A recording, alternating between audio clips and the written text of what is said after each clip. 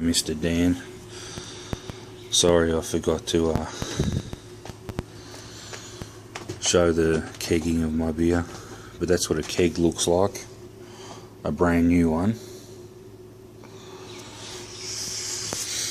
You have your in valve for the CO2, the out valve for the beer line, and I won't open that, it's pressurized.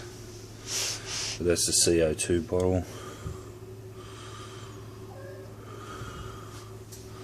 and that's the gauge that tells me how many pounds is on the beer. That's at serving pressure right now, and it's about 8 to 10 pounds for serving pressure.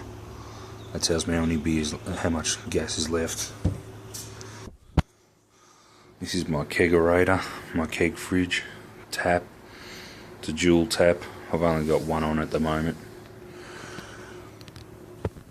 It's a temperature set.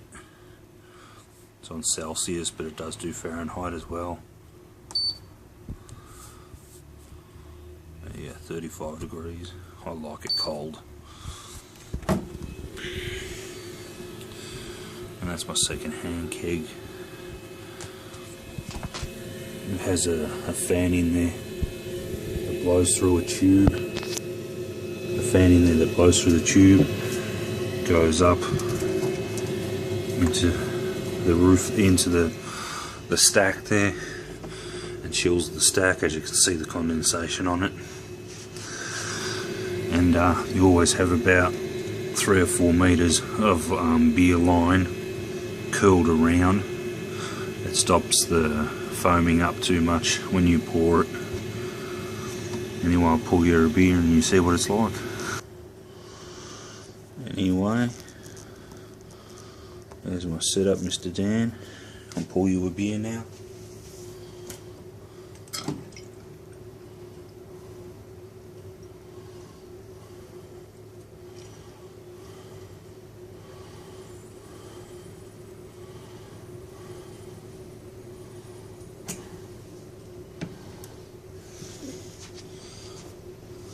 That's the Mexican Cerveza, and still got a bit more clearing to do. It's only fresh, it's only about 4 weeks old. Another couple of weeks and that'll clear right up and be absolutely beautiful. Sorry I forgot to show the kegging, I totally forgot. And yeah, but I rack it off from the